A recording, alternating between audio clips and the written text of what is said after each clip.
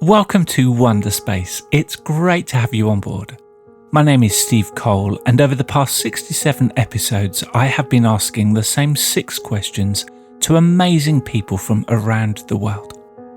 The questions orbit around wonder and stories of hopefulness, and the setting for each journey is this shared window on the space station, from where we see everything from a different perspective. Before we introduce our guest this week, our friends at asknature.org are going to help us to re-wonder.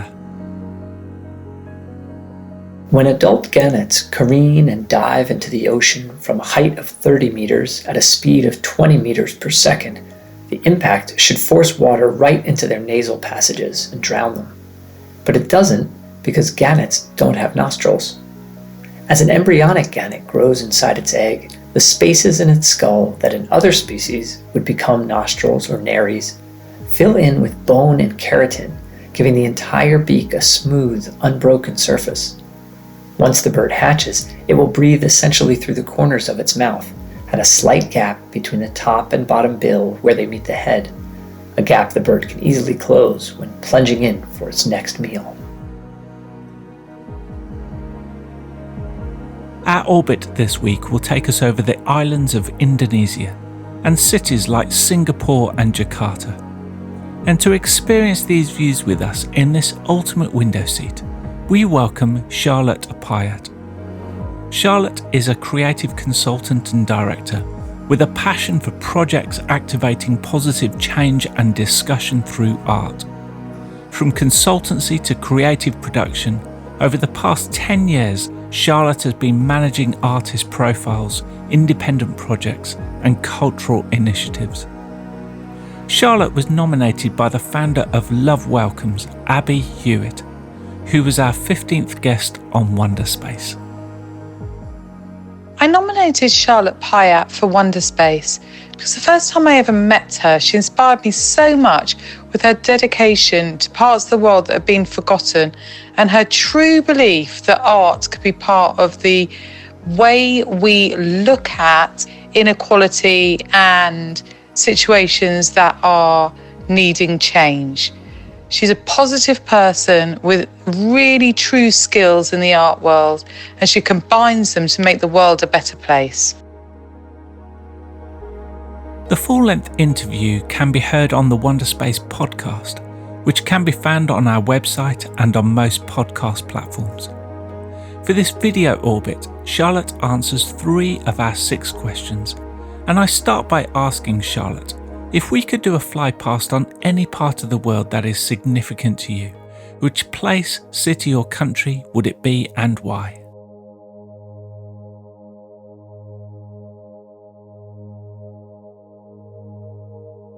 If I could do a fly past for anywhere in the world, I don't think I'd have a specific location. It would be more of the tone of the space in which I would be flying over.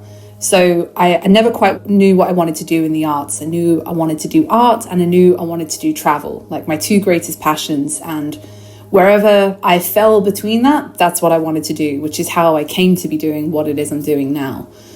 And so with anyone who's avidly passionate about travel, it's finding the most absurd, most out of the way, most off the beaten track place, and then finding a way to exist there. And I think that when you do art and you work with artists and creative professionals, you have this really unique opportunity of creating a moment of impact. So if I could fly over anywhere, it would be maybe the coral reefs in Australia, the rainforests in the Amazon, the ice in the Arctic. Any one of these kind of wild natural contexts fascinate me, and the opportunity to bring an artist into those spaces to then spark a conversation that just really excites me.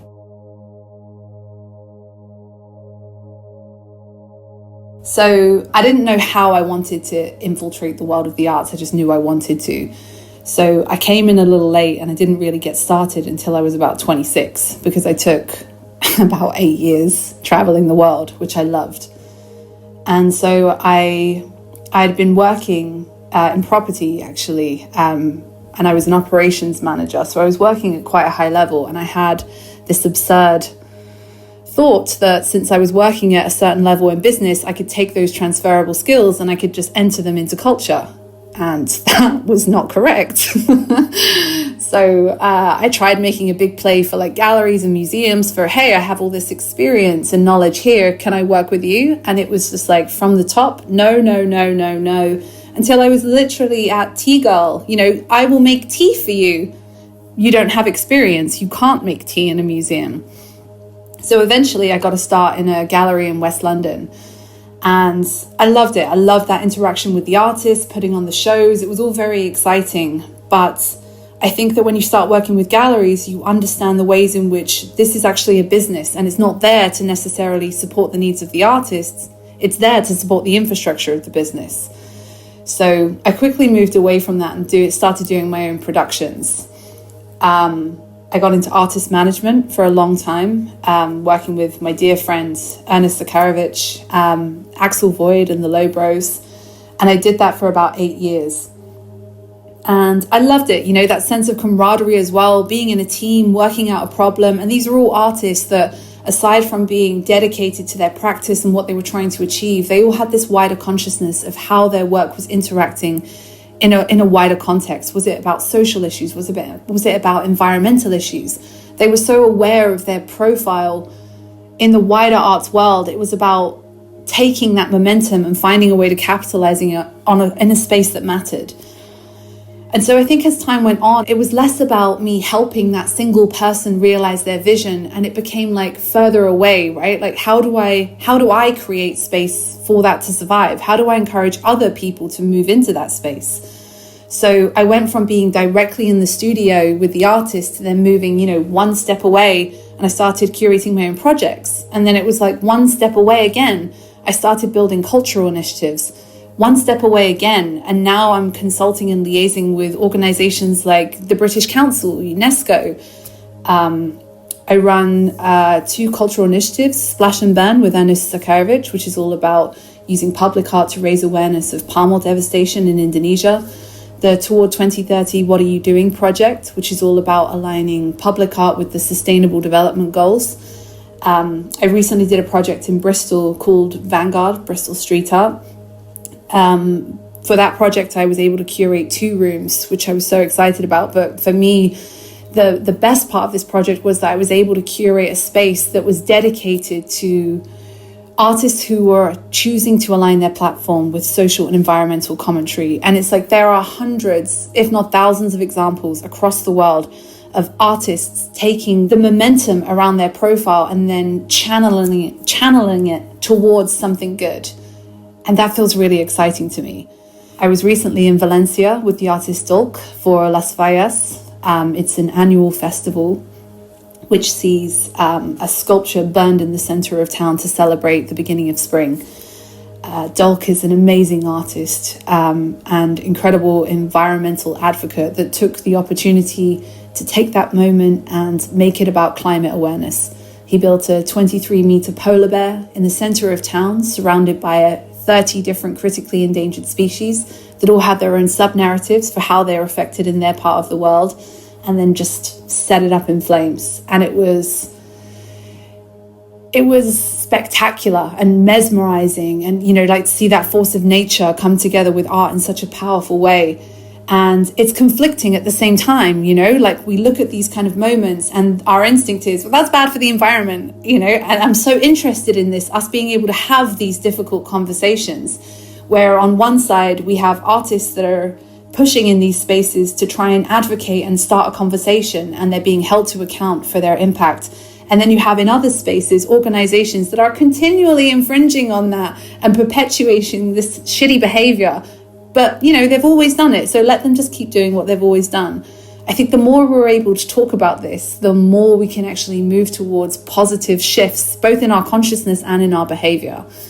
And I think fundamentally that's what I'm about. Taking this multidisciplinary, multi-sector approach, working with all kinds of different people to really support that narrative.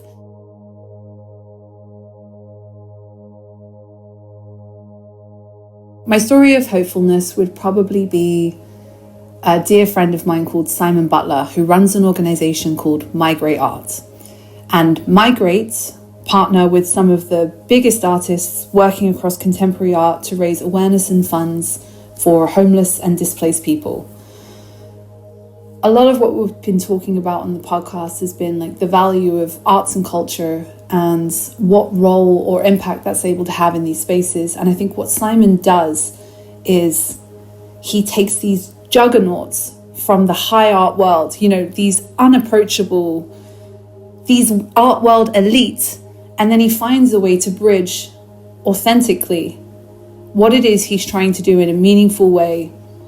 I feel like there's great value in peer learning, building this network of friends and associates and colleagues and mentors. And Simon is one of these people for me who have always been so generous with his time, with his contacts, with his support. And aside from that, in a personal relationship, I respect the value of the work that he does in public space. I respect the message that he tries to perpetuate and this push, this ambition to always be better, both for yourself and for your cause and the artists that you champion. So in terms of an example in the world of someone that is doing something meaningful, doing it successfully, and doing it with some of the biggest artists in the world, I'd say Simon at Migrate.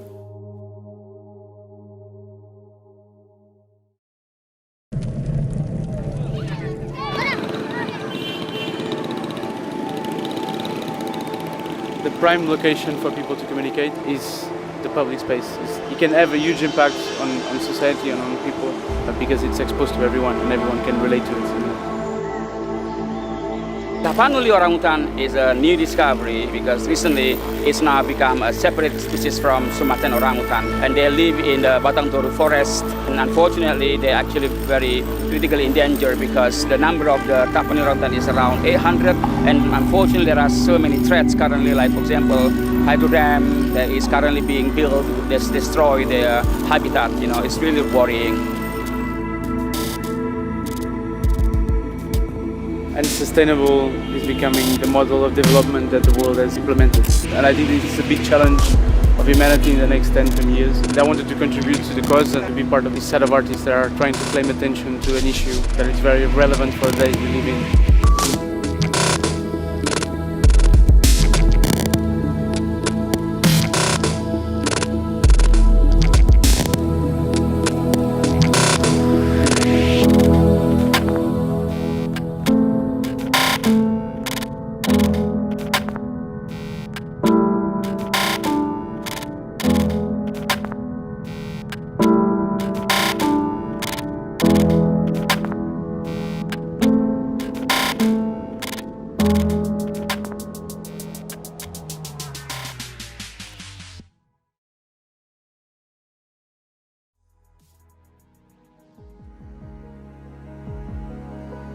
To connect and find out more about Charlotte and all her projects, go to her Instagram, Charlotte_Pyatt.